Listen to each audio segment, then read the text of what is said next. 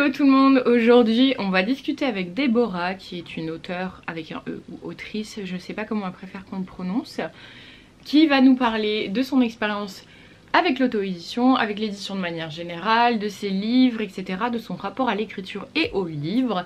Donc je vous laisse avec l'interview qu'on a fait toutes les deux, enfin la discussion, puisque je me prétends pas journaliste non plus, on va se calmer. Mais en tout cas on va discuter toutes les deux de tout ça, je pense que ça va être très très chouette. Là je sais pas encore ce qu'il va se raconter, donc moi je vais l'appeler tout de suite.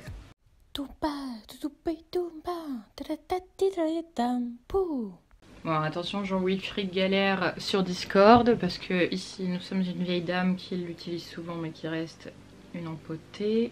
Oui, tu m'entends? Attends, il y a mon copain qui croit que c'est à lui que je parle. C'est pas à toi que je parle! Alors du coup déjà merci à toi de prendre ce temps du coup pour la vidéo ce samedi matin, déjà c'est super cool et du coup présente-toi pour les gens qui ne te connaissent pas sur ma chaîne. Je m'appelle Déborah, on m'appelle aussi Deb et Debbie et je suis connue je me fais connaître sur internet sous le pseudo Debbie Egg qui est mon pseudo d'autrice et je suis aussi illustratrice, donc j'illustre des couvertures, mais aussi je peux faire des cartes, des personnages, plein de trucs comme ça, enfin bref. Top. Voilà. Je savais pas que t'étais illustratrice aussi, donc c'est cool, ça peut vachement t'aider du coup pour... Enfin les couvertures c'est toi qui les fais toi-même du coup? Bah ouais, c'était le temps des corbeaux, donc le livre que j'ai publié cette année, c'est moi qui fais tout seul.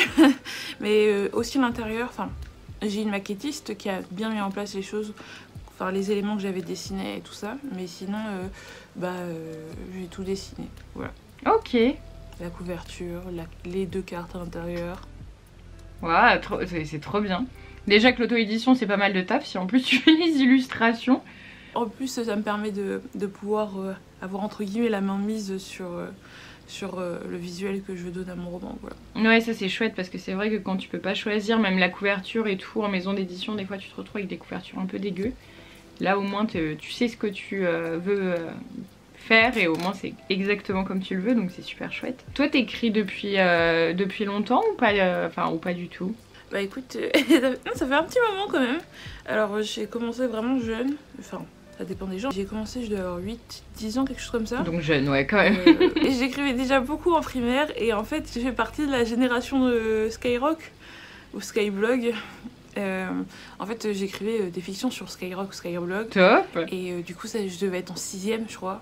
La première fois que j'ai dû publier une histoire en ligne, ça devait être sur Overblog, donc avant, quelque part genre en 2005 ou quelque chose comme ça.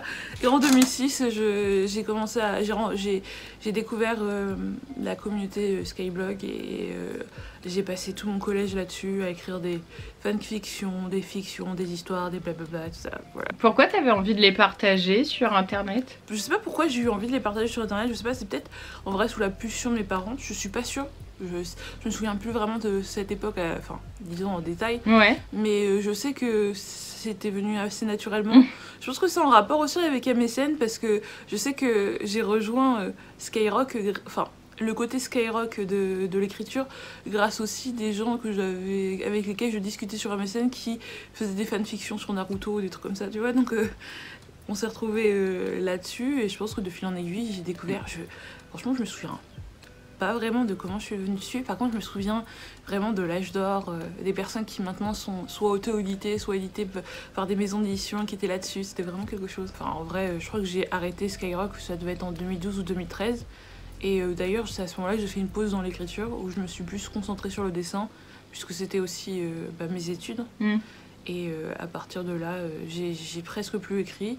J'ai dû reprendre un peu en 2018 et en 2020, ça m'avait vraiment manqué et j'avais besoin de coucher sur papier des histoires qui me trottaient dans la tête pour éviter de penser au fait que j'étais déprimée. Et du coup, c'est revenu et ça va pas repartir, je pense. C'est bon, t'as remis le pied dedans. Voilà. C'est marrant que t'aies fait une pause aussi grande parce que du coup t'as fait des études de quoi, d'illustration direct? En fait j'ai fait des études d'animation, du cinéma d'animation, du coup je précise, donc du dessin animé pour ceux qui s'imaginent que c'est de l'animation pour les enfants. Ça me permettait de raconter des histoires d'une autre manière, surtout pendant mes études.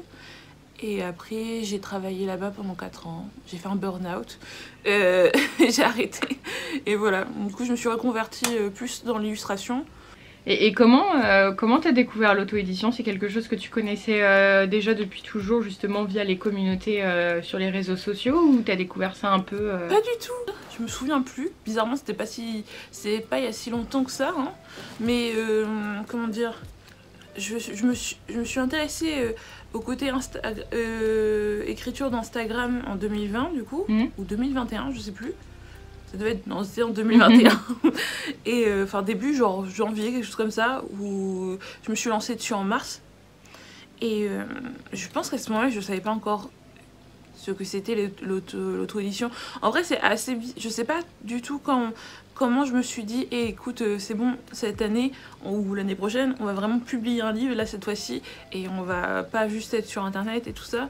Et je sais pas comment ça s'est fait, parce que la vérité, c'est que je m'étais pas vraiment dit, tiens, ce serait bien d'écrire un livre et de le vendre, en fait. C'est toujours tout ça. Et donc, je sais plus comment ça s'est passé, mais je pense qu'une bonne partie de ce que j'ai découvert de l'auto-édition vient grâce à Yelena, qui est l'autrice des Chroniques des Fleurs d'Opale. Et du coup, je pense que c'est grâce à elle. Je sais plus. Franchement, c'est hallucinant de me dire que je sais pas pourquoi je me suis enfin, qu'est-ce qui m'a parler de l'auto-édition. Je pense que j'ai découvert ça au fur et à mesure en étant sur Instagram. Et à la base, je devais publier je voulais tenter un appel à texte d'une maison d'édition, enfin chez Scrinéo, si je me souviens bien. Le truc, c'est qu'ils ont publié juste un mois avant la fin de l'appel à texte un bouquin qui ressemble beaucoup dans le style et tout ça à ce que j'écrivais. Et je me suis dit, en vrai, j'ai pas le temps de bien peaufiner mon histoire, enfin même de la terminer. Ils ont déjà quelque chose dans leur... ils ont déjà un livre qui ressemble, c'est sûr que ça passera pas en fait. Et donc du coup, je me suis dit, de toute façon, vu que je sais ce que je veux pour ce livre, je sais que je veux l'illustrer, je veux avoir la couverture que je veux et tout ça, tout ça. Et je me suis dit, bah c'est bon en fait, je veux même pas tester une maison d'édition, je vais directement me préparer pour l'auto-édition, voilà. En fait, j'étais impatiente parce que pendant le confinement numéro 1, en 2020, j'avais eu l'envie d'écrire, mais à ce moment-là, j'étais vraiment pas bien, j'étais super déprimée et j'ai pas eu le courage de me mettre à écrire alors que j'avais du temps à revendre et que en plus je pouvais le faire sans culpabiliser. Mais à la place, j'ai joué aux Sims pendant 4 mois, je crois. Bienvenue au club. Je savais que j'allais pas juste m'auto-éditer tout seul, hein, bien sûr, comme la plupart des gens m'entouraient de bêta lectrices, parce que c'est des bêta lectrices que j'ai eues, une correctrice aussi, et tout ça. Mais vraiment, j'étais... Pour le temps de Corbeau, enfin du coup mon livre, je voulais pas forcément passer par une maison d'édition, et puis ça m'allait comme ça. Pour celui-là, c'est vraiment ce que je voulais. Après, j'ai d'autres mots en tête, et pour eux, je sais que, pour le coup, ne pas le faire avec une maison d'édition, ça serait dommage. Enfin, oui, t'as envie de tenter. D'accord, je suis pas en train de m'avancer comme ça. Mais j'ai envie de tenter en maison d'édition parce que ça serait pas des séries de livres que je ferais en auto-édition parce que je suis pas sûre que ça trouverait son public de cette façon-là. Donc voilà. Ouais, non, mais c'est vrai qu'il y a des romans qu'on a plus envie de partager, enfin au moins de tenter les maisons d'édition, alors qu'il y en a certains, on sait qu'on va les auto-éditer d'avance. Mais c'est rigolo que ce soit dès ton premier que tu saches que tu voulais faire de l'auto-édition, alors que souvent justement le premier souvent c'est un peu par dépit justement, ou à force de refus ou de choses comme ça on se lance un peu dedans. Donc là c'est hyper intéressant que tu avais déjà en fait l'image en tête du livre que tu voulais, donc c'est super cool que tu aies réussi à mener tout ça jusqu'au bout. En vrai c'est super chouette. Tes proches ils savaient que t'écrivais quand t'étais sur Skyrock, tout ça, enfin que t'allais sortir un livre, ta famille, tes amis, tout ça? Alors mes parents oui. mes parents oui, mes amis de l'époque non. Après comme je disais, il y avait une communauté, donc pour moi les gens que je rencontrais sur Skyrock, les gens avec qui j'avais l'habitude d'échanger tous les jours, c'était mes amis. Mais franchement j'ai vraiment plus beaucoup de souvenirs de cette époque, c'est hallucinant. Je me souviens de ce que je lisais, mais alors de la vie sur Skyrock pas tellement, mais voilà. Et sinon là oui en fait tout le monde est au courant à peu près, enfin disons mes proches et ma famille proche hein. Oui, mais, oui.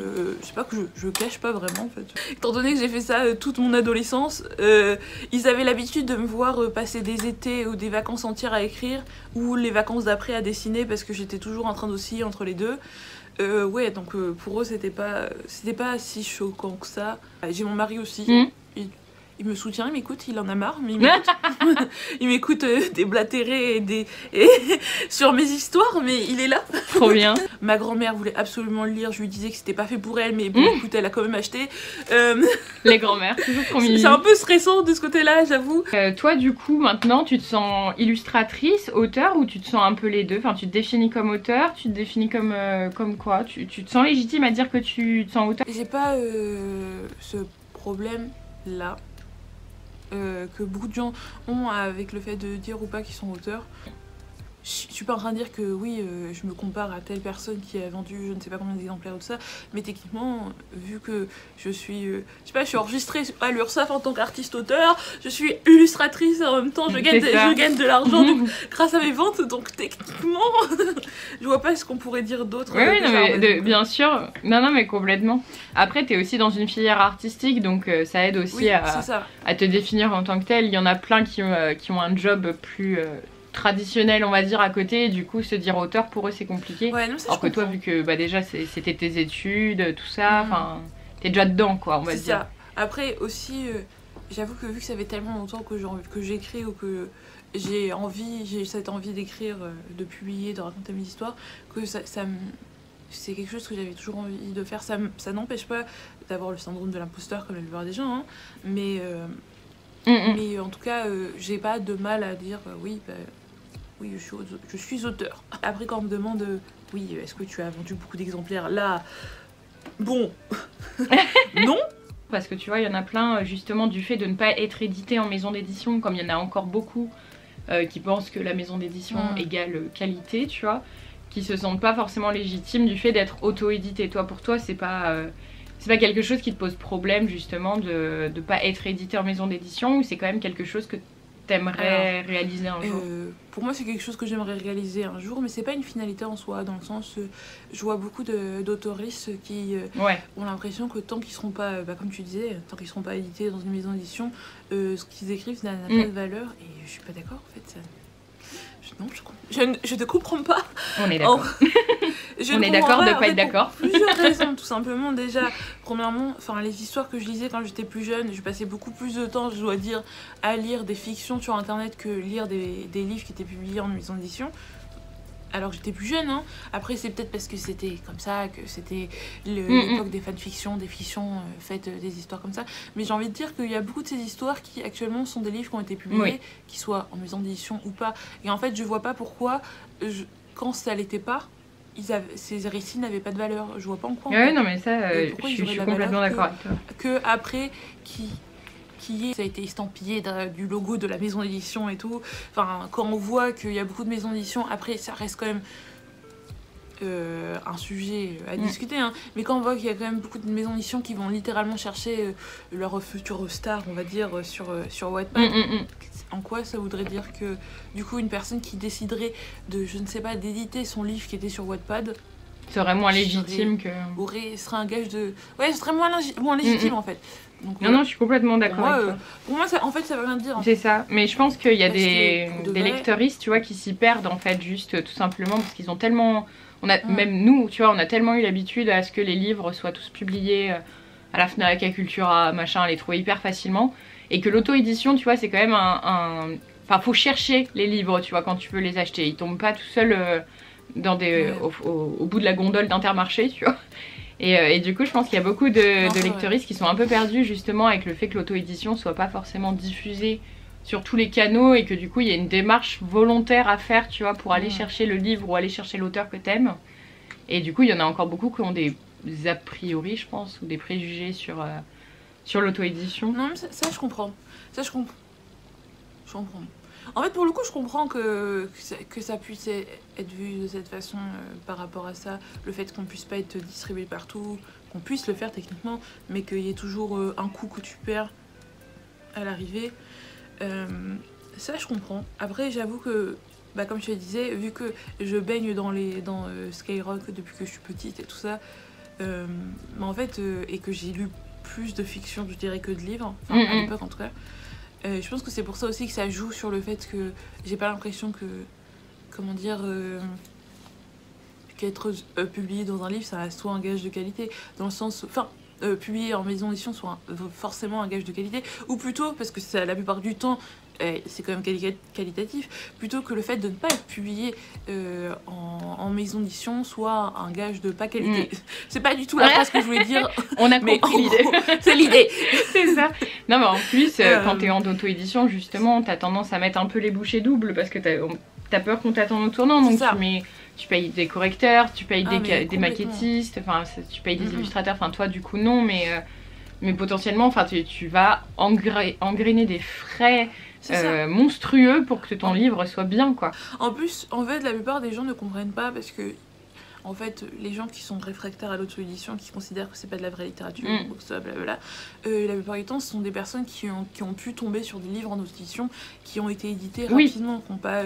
que la personne derrière n'a pas pris le temps de vraiment se poser, qui voulait juste publier parce qu'il avait quelque chose à raconter et qui en fait n'a pas essayé de donner de la qualité parce que la finalité c'était l'histoire et peut-être qu'il pensait pas vendre comme vendre beaucoup en fait, ou voilà quoi que ce soit, mais en attendant le truc c'est qu'on considère l'auto-édition étant comme ça, alors que bizarrement si on va tomber sur plusieurs livres qui vont être mal édités par des maisons d'édition, mal traduits, et ouais, il y a une maison d'édition, je te pointe du doigt, mais non mais il y en a tellement qui vont être mal traduits, qui va y avoir des fautes ou des trucs comme ça. Bizarrement on va pas dire que ça c'est ça va être toutes les maisons d'édition qui sont comme ça, soit on passe à côté, soit voilà.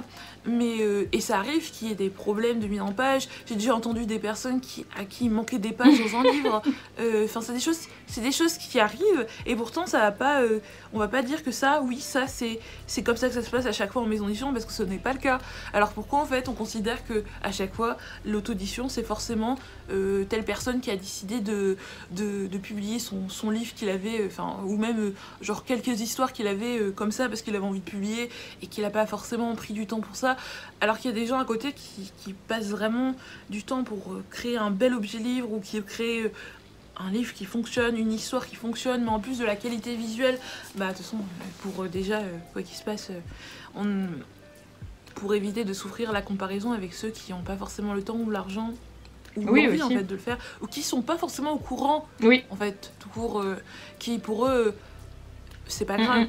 Mais en fait, c'est vrai que ça dessert les gens qui essayent de mettre vraiment les auteurs et les autrices qui essayent vraiment de faire des choses de qualité. Mais écoute, de toute façon, je pense que ça commence un peu à changer parce qu'on voit j'ai l'impression, beaucoup de maisons d'édition qui démarchent des auteurs en auto-édition.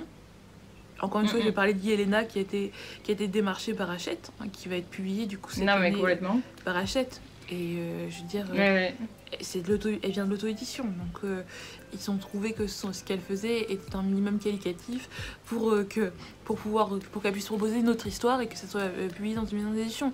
Donc j'ai envie de dire,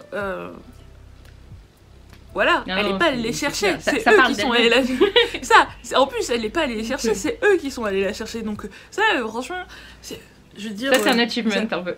C'est ça. Après... j'avoue que de mon côté, j'ai eu la chance aussi d'avoir été contactée par une maison d'édition. Bah, pour la même chose, hein, je vais proposer un dossier pour une possible collaboration pour un livre, enfin voilà quoi, une saga. Et du coup, comme je disais, t'avais posé une question à un moment qui était est-ce que je me vois publier dans une maison d'édition, est-ce que c'est un achievement pour moi, ça serait cool. En vrai, je dis pas non, ça serait même pas que pour moi en vrai. Je dirais que ça serait plus pour les personnes pour qui le fait d'être publié en auto-édition, c'est pas suffisant. Genre toutes les personnes qui sont en train de dire oui mais tu pourrais faire tel truc, et bah écoute, à la fin si t'arrives à être publié dans une auto-édition, tu leur fais ah ouais mais ça, regarde, mon livre il est là. La vérité c'est est-ce que je me sentirais beaucoup plus légitime en étant publié en maison d'édition ou pas? Pas forcément en vrai. Je pense je sais pas comment dire parce que ça... C'est plus pour les autres au final, le regard des autres. J'avoue, j'ai plus l'impression que c'est plus pour le regard des autres et même pas parce que j'ai besoin que... C'est même pas parce que j'ai besoin que les gens s'imaginent que je suis vraiment autrice parce que je suis publiée dans une maison d'édition, mais plus pour... voilà, si au moins j'ai un livre en maison d'édition, après si je continue à faire ma vie en auto-édition de l'autre côté, on va me lâcher la grappe. Après, être publiée en maison d'édition, ça a un truc qui est bien. Parce que vraiment, l'auto-édition c'est dur. Et être en maison d'édition, ça serait cool parce que j'aurai de la correction à faire, forcément il y aura des va-et-vient entre la personne qui méditera ou pas, tu vois. Mais ce que je veux dire, c'est qu'au moins je pourrais plus me concentrer sur l'écriture. Je sais pas pour toi, mais tu vois, moi je passe beaucoup plus de temps à faire de la com, à chercher où diffuser mes livres, à chercher des salons du livre, etc., qu'à écrire réellement. Alors que si t'es dans une maison d'édition, justement, bah tu sais déjà que tes livres sont en librairie, donc bon bah ça c'est réglé. Potentiellement t'as que quelques dédicaces, si tu as envie d'en faire, t'es même pas obligé, enfin... Donc du coup ça t'enlève une charge de travail mais monstrueuse. Du coup ouais, la maison d'édition, enfin l'auto-édition pardon, c'est vraiment un travail de ouf. Toi je sais pas si tu passes par des prestataires en ligne, des choses comme ça, ou tu fais la maquette toi-même et tout et après t'envoies ça chez un imprimeur. Enfin comment tu fais toi?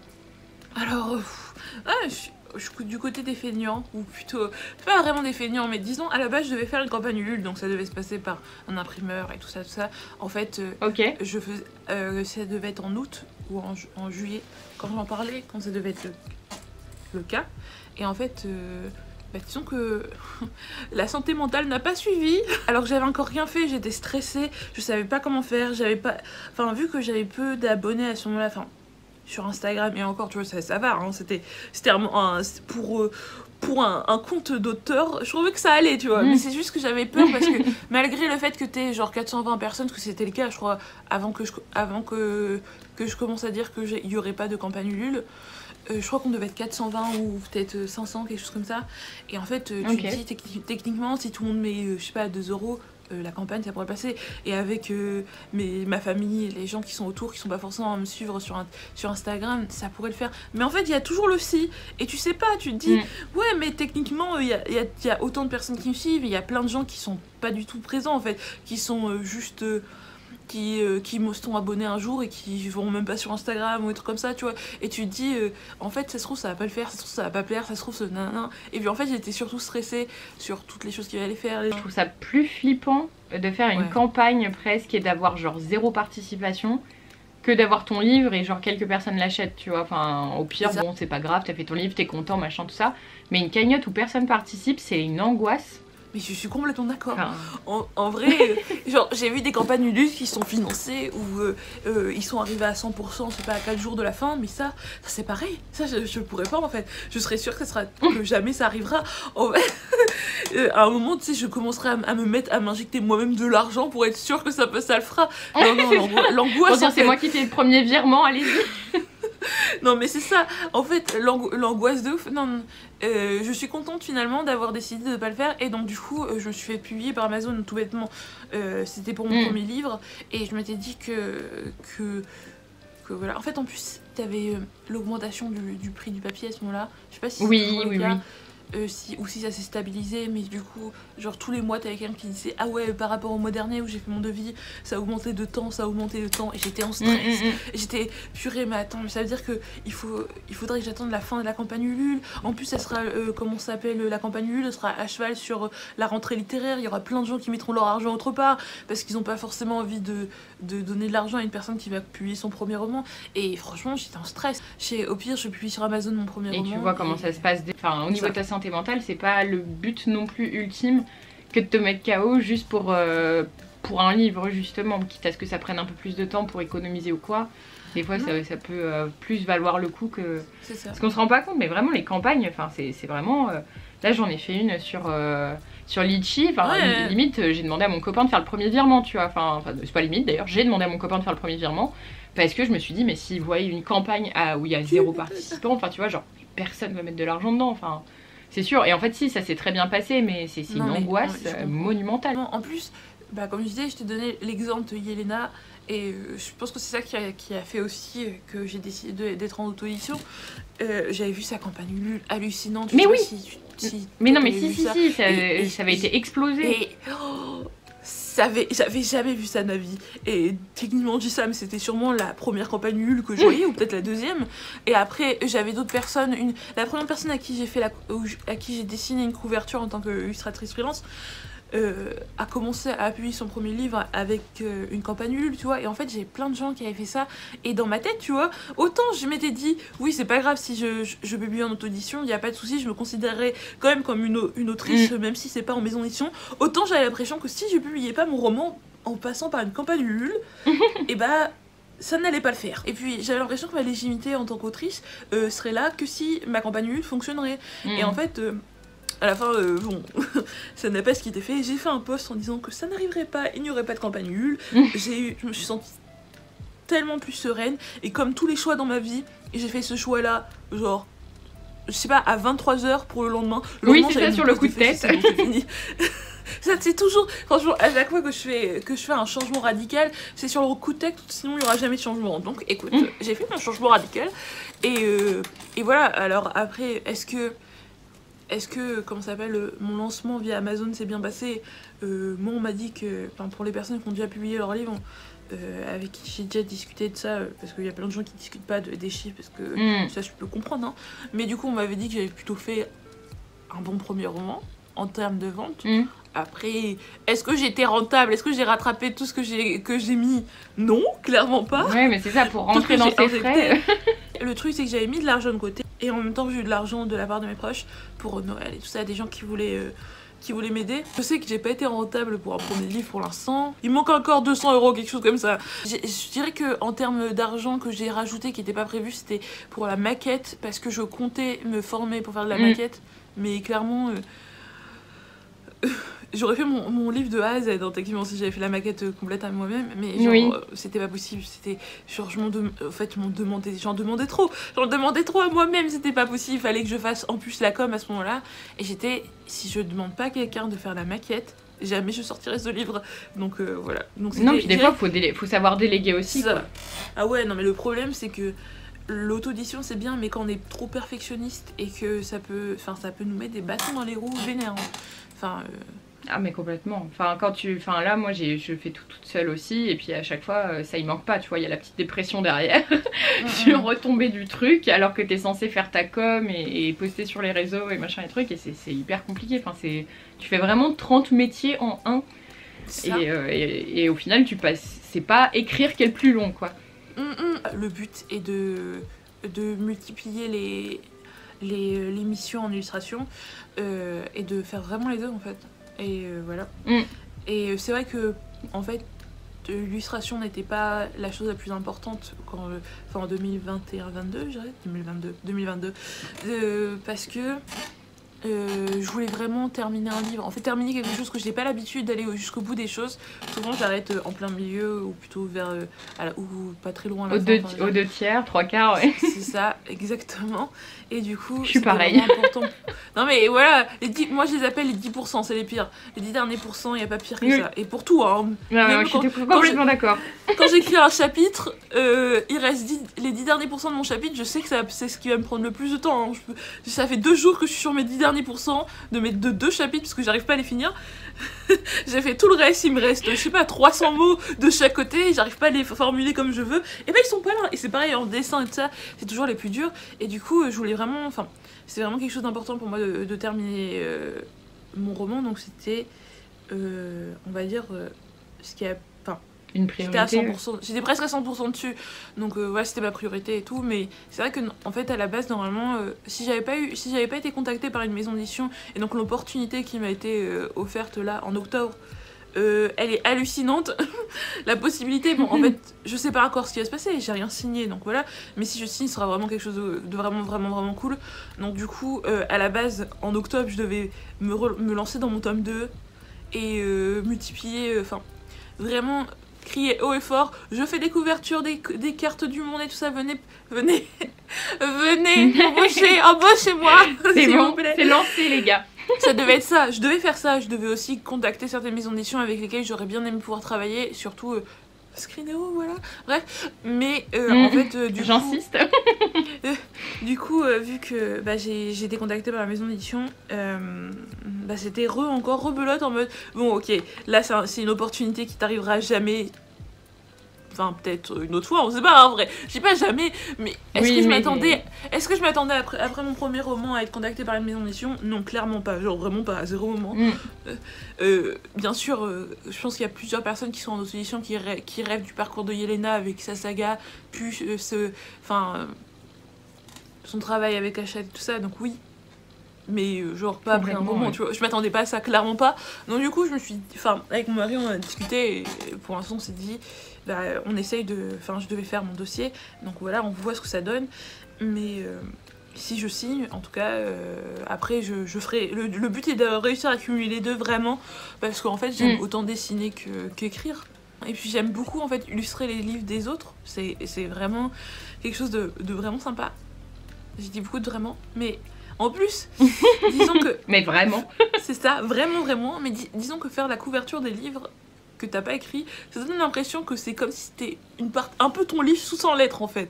Parce que c'est un peu ton bébé. Ouais, mais tu fais partie du truc, oui, complètement. Et c'est ça, et du coup, même si je l'ai pas écrite dessus, ça me donne le même effet que si j'avais vraiment travaillé dessus. Donc du coup... Bah, c'est quelque chose que j'apprécie vraiment et que je n'ai pas de job alimentaire à côté parce que en plus en travaillant comment dire pendant 4 ans sans prendre de vacances ou quoi que ce soit, j'ai accumulé beaucoup, j'avais accumulé de l'argent sur le côté de ça, blablabla. Donc une bonne partie est partie quand même pour le tome 1, je vais pas mentir. Il m'en reste encore, hein, donc je pourrais techniquement m'auto-éditer encore une fois, mais c'est vrai que voilà. Il faut quand même participer un minimum à la vie. Apparemment. Toi, t'as un stock chez toi là actuellement? De livres? Oula, oui, j'ai un stock de livres, pas beaucoup. Parce que comme tu disais, vu que je passe par Amazon, je refais mon stock. Ah oui, tu le fais petit à petit, enfin tu repasses des commandes quand on a besoin. Ouais. Je t'avoue que les ventes directes, j'en ai fait. J'ai dû en faire 30 ou 40 livres, je pense. Mais pas beaucoup en fait, au bout du compte, pas beaucoup. Du coup, le fait d'avoir un stock, ça me rappelle que personne essaye de passer par moi pour l'acheter, ce que je comprends. Mais du coup, j'ai un stock de quelques livres, j'ai dû le refaire récemment quand j'ai eu la possibilité de faire un salon, donc mon premier salon. Et là, j'ai fait mon stock de livres en catastrophe. Il m'en reste encore, mais oui, je n'ai pas 100 exemplaires chez moi qui attendent d'être vendus, donc je fais petit à petit. Et tu fais beaucoup, enfin tu comptes faire plus de salons ou enfin ça t'a plu cette première expérience en salon? Ça s'est passé comment? C'était vraiment sympa, c'était super stressant. Normal. J'étais dans le salon était pas, enfin il était à taille humaine, c'est ça l'expression. Mais du coup on était en petite communauté, c'était vraiment trop bien parce que pour un premier salon j'étais déjà stressée comme jamais. Heureusement que je me suis pas lancée dans un salon avec je ne sais pas combien de tables. Après le truc c'est que moi j'ai pas le permis, mon mari n'a pas le permis. Se déplacer dans la France avec des livres. Ah non. Ouais, surtout que sans les abîmer. La plupart du temps non mais déjà j'en ai perdu 2 moi je crois que j'en ai perdu 2. Mais écoute, j'ai décidé que ce serait ceux de présentation, hein, tant pis, hein. Et sinon, je pense que je suis pas sûre si j'en ai perdu plus que 2, mais je sais que je vais devoir bientôt faire une vente avec des livres à prix cassé parce que certains ont été pliés et tout. Je suis super triste. Quand je dis perdu, ils disaient pas vraiment perdu. Disons que ils sont trop abîmés pour être vendus, c'est surtout ça. Bah c'est ça, oui, mais c'est tellement dur de pas les abîmer en même temps à force de les trimballer partout. Enfin, c'est obligé. Complètement. Mais en plus, disons que les salons sont la plupart du temps pas dans des villes avec des trains, c'est dans les livres à côté. Non, dans les villes à côté. Les villes à côté, au milieu de il faut nulle avoir part. une voiture ou des amis, c'est souvent comme ça. Et je regarde, je fais, ouais, enfin, je vois pas comment je pourrais faire ça. Donc j'ai dit à mon mari, il faut passer le permis, c'est bon là, il faut. Non, puis même prendre le train avec des bouquins, c'est chiant. Bah là, j'avais une mini-valise, heureusement, mais la valise n'a pas été complètement coopérante. Je sais pas si c'est le mot, mais écoute, la prochaine fois, j'achèterai du papier. Coopérative, voilà, coopérative. Mais la prochaine fois, j'achèterai du papier bulle pour être sûre de ne pas avoir de soucis. C'est pareil, je me suis retrouvée à devoir empaqueter un livre en catastrophe dans des feuilles blanches que j'avais amenées parce que la personne ne voulait pas que le livre soit abîmé. Et je me suis dit, ok, donc la prochaine fois, amener du papier bulle ou un truc parce que sinon, oh là là, j'ai pas pensé à ça. Il y avait personne qui avait ça à côté de moi, à part une personne qui avait littéralement genre des paquets de carton, comme ça et tout. Non mais oui. Et ouais, j'avais pas pensé à ça. Il y en a, moi, à chaque fois je les vois, ils ont prévu, tu sais, les petits sacs en craft et tout, genre hyper jolis et tout. Et les gens ils te font, vous avez pas un sac? Et je suis genre, non. Ça m'est même pas traversé l'esprit, tu sais, que je puisse prendre des sacs. C'est vrai qu'en effet, ça peut être pertinent. Et du coup c'était sympa parce que c'était un bon petit salon, les gens étaient gentils et tout ça. Le seul truc c'est que du coup c'était plus orienté comment dire contemporain et littérature blanche. Donc ok. Moi avec mon livre d'urban fantasy j'étais là ouais c'était pas ton public cible au final. C'était pas mon public, il y a quand même eu des gens qui sont venus pour qui étaient intrigués. Certaines personnes ont pris mais j'ai déjà eu une rencontre insolite entre guillemets ou un peu marrante d'une personne qui a vu la couverture qui a fait oui vu la couverture je suppose que c'est un livre pour enfants et j'étais non. Oh mon dieu. Non. Non mais en salon il y a toujours des pépites hein. De toute façon il y a des gens ils sont complètement saugrenus. Moi à chaque fois on me demande si je viens pour représenter mon père et à chaque fois je suis genre mais pourquoi vous me parlez de mon père et il me fait bah parce que vous avez un prénom masculin et du coup je suis genre mais non c'est moi qui écris et après ils regardent la 4e de couverture ils font ah non mais de toute façon je lis pas de la littérature pour femmes. Je dis, ah d'accord. Eh bah pardon. Excusez-moi d'exister. D'accord, super. Oui. Mais c'est vrai qu'il y a beaucoup de personnes qui, en salon, disent des choses parfois, je ne sais pas. C'est étonnant. Je sais pas ce qui leur passe par la tête. Peut-être que, vu qu'on est des auteurs, des autrices, ils se disent que c'est comme des personnages publics, on peut dire tout et n'importe quoi. Mais écoute, là après ça va, c'était pas si méchant. Enfin, c'était pas méchant, non, c'est juste mais que bon.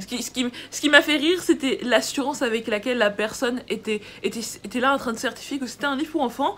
Et quand je lui ai dit, ah non, c'est de la fantaisie, je sais que c'était pas une bonne justification pour dire pourquoi c'était pas un livre pour enfants. Ça marche pas pour ces gens-là. Mais j'ai dit ça.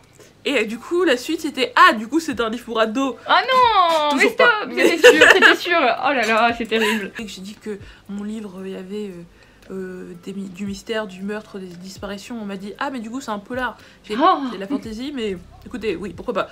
Allez, c'est pas grave, en vrai. Au moins, polar, on se dit plus que c'est pour enfants. Donc c'est ça déjà. C'est ça, le plus important c'était ça. C'est pas que ça soit un problème pour que ça soit un livre pour enfants, mais c'est surtout que c'est pas le but est d'éviter de vendre un livre qui va traumatiser quelqu'un parce que la personne s'imagine que c'est un livre pour enfants. Ce n'est pas le cas. Donc, non, mais oui, bah, j'ai le même problème avec mon livre parce qu'il s'appelle Le Petit Chat. Et genre, une fois, il y a un père qui est venu et qui m'a dit ah, mais du coup, je vais offrir ça à mon enfant. Et je fais mais il a quel âge? Il me fait il a 8 ans. Je fais alors oui, mais alors en fait, ça parle de viol. Mais c'est vrai que. Bon, bah du coup, quelqu'un qui m'a quand même pris le livre pour une personne de 14-13 ans. Et en fait, le truc, c'est que c'est compliqué. Enfin, je sais pas, à chaque fois qu'on me demande c'est pour quel âge. Ouais, c'est dur. Pour moi, je dirais oui, je sais pas, c'est pour à partir de 18 ans, techniquement. Alors qu'en vrai, pas du tout. Non, mais c'est ça dépend de la personne en fait. Enfin, c'est aux parents de savoir si leur gosse il est. Moi, je lisais quand j'avais 14 ans, je lisais que des romans noirs en fait, parce que je trouvais ça trop marrant, les polars. Enfin, c'est pas marrant du tout, mais voilà, ça dépend. Il y a certaines personnes qui vont lire du Stephen King à 11 ans, 12 ans, tu vois. Je sais que je devais avoir 13 ou 13 ans, je crois, j'ai commencé à lire du Maxime Chatham. Je pense que ça a traumatisé mon écriture, mais mais voilà, j'avais clairement pas l'âge pour lire ce que j'ai lu. À chaque fois que j'y pense, c'est fou. Mais écoute, ça fait que ça m'a inspiré, voilà. Et j'ai lu ça à cette époque-là, j'étais plus ou moins traumatisée sur le moment, mais je veux dire, il y a des personnes qui auraient 13 ans qui l'auraient lu sans souci, tout comme il y a des personnes qui, même à 25 ans, 26 ans, non, jamais en fait. Moi, j'ai une personne j'ai des trigger warnings pour mon livre, enfin, j'ai un avertissement de contenu, quoi, et il y a des personnes pour qui, en vrai, c'était assez basique, hein, comment dire, ce qui se passe, que je t'ai dit, j'ai des mystères, des meurtres, tout ça, donc j'ai des scènes de crime plus ou moins sanglantes. Il y a des gens pour qui ça n'a rien fait du tout. Oui, il y a des gens pour qui c'est pas possible. Ah ouais, j'étais vraiment pas bien, j'étais vraiment pas bien, et pourtant les âges vont être différents, tu vois, ça dépend vraiment de la personne. Non, c'est hyper dur de donner des âges, non, c'est plutôt propre à chacun, c'est pour ça que les trigger warnings, je trouve ça plus adapté au final. Parce qu'au moins tu poses les bases de ce qui peut déranger ou pas et la personne après avise en fonction, quoi. Après, moi je me suis retrouvée avec des soucis avec mes trigger warnings, c'est que j'ai beaucoup de choses qui sont considérées comme des trigger warnings qui sont même pas, qui sont en petite quantité, genre même pas, tu vois. Par exemple, je dois avoir au début, le début de mon roman, j'ai mon personnage qui se fait harcelé dans la rue, enfin un catcall quoi, et la meuf réagit super de manière super vénère très rapidement, et ce que je veux dire c'est le seul moment où ça va arriver en fait. Oui. Et je le mets quand même parce mais que tu le mets quand même, il y a des gens à qui ça arrive tous les jours, et voilà, et du coup je me suis quand même dit bon écoute, je vais mettre un astérisque sur un astérisque sur les trigger warnings qui arrivent vraiment qu'une seule fois et qui qui sont mineurs entre guillemets. Oui, parce que c'est pas un livre sur le harcèlement de rue au final du coup. C'est ça, en fait c'est ça. Et du coup c'est vrai que le trigger warning de ce côté-là, ça peut genre, enfin on peut tout de suite imaginer que tel livre ça va être que ça, alors que ça va être vraiment juste un petit point. Mais c'est vrai que cette chose-là peut trigger les personnes pour qui c'est un motif de trigger en fait. Donc, oui, non mais complètement. Donc, tu veux nous présenter tes livres du coup? Alors, on en parle depuis tout à l'heure, donc il est temps de le montrer, hein. Évidemment. Voici. Donc tu ne le vois pas, mais tu le verras après. J'ai hâte. Donc c'est Le Tour des Corbeaux que j'ai publié cet été. C'est un livre d'urban fantasy. Ça c'est le premier que tu as édité du coup. Donc c'est le début d'une saga. Ouh. Qui devait tenir en 3 tomes mais qui ne va jamais tenir en 3 tomes. Ah Donc, bon, pour l'instant, j'aimerais bien la faire tenir en 3 tomes mais je ne pense que ce sera pas possible. Donc on est sur 4 tomes et j'espère que ce sera juste ça. Bref. Et du coup, ça se passe dans une ville fictive des États-Unis où on suit le personnage principal qui s'appelle Dolly et qui en fait fait partie des corbeaux, qui est en gros la police surnaturelle. La police des créatures surnaturelles, plutôt comme ça. D'accord, ok. En gros, c'est un univers où les créatures surnaturelles, là on appelle ça les faées, parce que c'est exactement ce que c'est, vivent sur Terre, mais sont cachés en fait. C'est-à-dire que visuellement, ils ont l'air d'humains. Donc okay. C'est ça. Et du coup, notre personnage principal, donc Dolly, son rôle en tant que corbeau, c'est de s'assurer que les faées continuent à cacher leur réelle identité aux humains et ne montrent d'aucune manière qu'ils sont là, parce que leur but c'est que les humains soient pas au courant que en fait il y a des créatures surnaturelles sur Terre. Donc voilà. Et donc dans ce contexte là Dolly fait partie d'un groupe qui s'appelle le Nid et voilà, donc ça c'est son rôle. Sauf que en fait de plus en plus en ville, elle remarque qu'il se passe des choses assez bizarres, dont des disparitions, voire des meurtres. Et elle en parle à ses collègues et supérieurs en leur disant que écoutez les gars, il se passe des choses pas nettes, ce serait peut-être bien d'enquêter, mais voilà, vu que c'est pas une newbie comme on imagine, mais disons que vu que c'est la petite dernière, la plupart de ses collègues ne portent que peu d'importance à ce qu'elle raconte. Et on lui dit très gentiment de s'occuper de de sa tâche qui est moindre et qui, voilà, elle a envie de pouvoir prouver au monde qu'elle a des qualités et qu'elle est vraiment douée dans ce qu'elle fait. Et du coup, ni une ni deux, elle fait c'est pas grave, si vous en occupez pas, moi je m'en occupe. Et donc, malgré les ordres qu'elle a reçus, elle décide d'enquêter elle-même. Et sur la route, rencontre des alliés très inattendus. Et tous ensemble, ce petit groupe va essayer de percer le secret de Silver Hollow, donc la ville. Ok. Et ils vont se retrouver dans des emmerdes pas possibles. Voilà. C'est quand même donc, assez sombre du coup comme ambiance ou pas? En fait, c'est compliqué parce que oui et non. Non, mais parce que c'est ça, en fait c'est vraiment oui et non, dans le sens où le personnage principal a beaucoup d'autodérision, très sarcastique, aime bien faire des punchlines à la suite et tout ça, et donc du coup ça permet de dédramatiser l'ambiance qui est sombre en fait. Pour de vrai, on est dans un contexte qui est pas très marrant, au-delà du fait que il y a des créatures surnaturelles et tout ça, même dans le monde surnaturel, t'as une hiérarchie, t'as des créatures qui vont être au bas de l'échelle, pour qui tout le monde s'en fout en fait, ou des choses comme ça. Et donc oui, on n'est pas dans un... C'est pas un climat très marrant. Le truc c'est que on suit ça du point de vue d'un personnage qui va atténuer un peu ce côté-là, ce qui fait que le roman n'est pas lourd. Enfin, oui, ça équilibre au final un peu. C'est ça. Et puis aussi, il y a une grosse dimension fond de famille, famille trouvée. C'est cool. L'un des côtés vraiment importants de mon histoire. En plus d'avoir une romance en tâche de fond, Enemies to Lover. On adore. Mais du coup, oui, donc le côté famille trouvée fait que ça aide à atténuer cette ambiance sombre qui est là. Hein. En fait, j'avais besoin de créer un personnage qui soit le personnage marrant, sarcastique et tout ça, et qui soit celui qui est le passé sombre, pour une fois, parce que j'avais tellement l'habitude de voir ce genre d'archétype pour les personnages masculins que j'avais besoin que ça soit l'inverse, pour une fois.